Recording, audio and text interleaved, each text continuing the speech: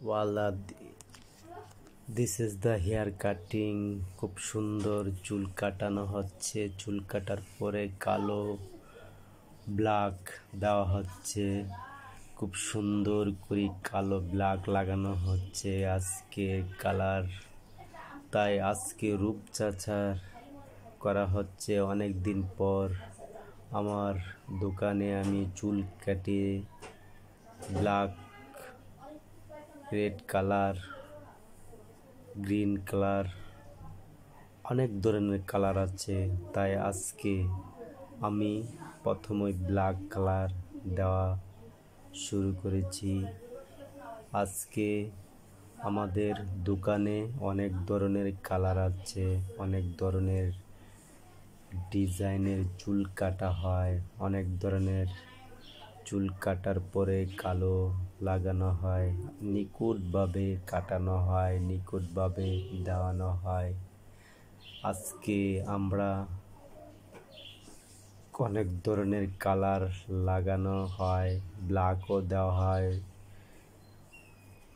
বেশিরভাগই ব্ল্যাক চলে, red colour, green colour, অনেক ধরনের কালো কালার দেওয়া হয়।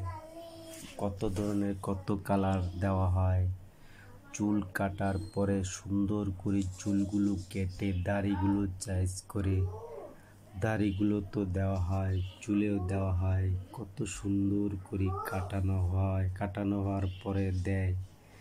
আজকে আমরা সবসময় ঘরে বসে থাকি, আমাদের চুলগুলো কাটলে, দাড়িগুলো কাটলে অনেক সুন্দর লাগে। তাই আজকে আমরা দাড়ি চুল না কেটে, চুলগুলো কাটলে অনেক সুন্দর লাগে, দাড়িগুলো কাটলেও সুন্দর লাগে। তাই আজকে আমরা দাড়ি চুল কাটার চেষ্টা করব। তাই আমরা আশা করি সবাই আপনারা নিজেরা যখন কালার লাগাবেন বা যে কোনো জিনিস আপনি নিজেও বাসায় লাগাতে পারবেন। বাটিতে একটু কালার গুলে তারপরে ব্রাশ দিয়ে একটি চিরুনি হাতে নিয়ে আপনি নিজের মাথায় নিজে লাগাতে পারবেন। কেননা অন্য কোনো লোকের প্রয়োজন হবে না। আশা করি আপনিও এই চেষ্টা করবেন। আপনি নিজে গ্লাসের সামনে দাঁড়িয়ে আপনি নিজে লাগাতে পারবেন, অথবা অন্য কাউকে পিছনটা বলে দিবেন যে এই পিছনটা লাগাই দিতে। তাই আমরা অনেক সময় ব্যস্ত থাকি, তাই ব্যস্ত থাকার পরও আমরা লাগাতে পারি না। তাই আমরা সবসময় চেষ্টা করি যেন একজন আরেকজনকে একটু সাহায্য করতে পারি। তাই আমি আজকে দেখেন আমার দাড়িগুলো সুন্দর করে সাইজ করানো হচ্ছে, দাড়িটি উপর দিয়ে সুন্দর করে ব্ল্যাক লাগানো হচ্ছে, দাড়িগুলো র্যাক দেওয়া হচ্ছে। কি সুন্দর করে দেখেন চুলের দেওয়া কমপ্লিট। এবার দাড়িতে সুন্দর করে ব্ল্যাক লাগানো হচ্ছে।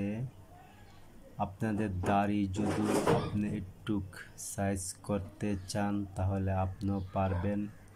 আশা করি আমার ভিডিওটা আপনারা দেখবেন, তাই আপনারা নিজেরও কিছু টিপস শিখতে পারবেন। আলহামদুলিল্লাহ, আপনারা আমার ভিডিওতে একটু লেগে থাকবেন। আশা করি সামনে আরেকটি ভিডিও আপনাদেরকে নিয়ে আসবো। আলহামদুলিল্লাহ।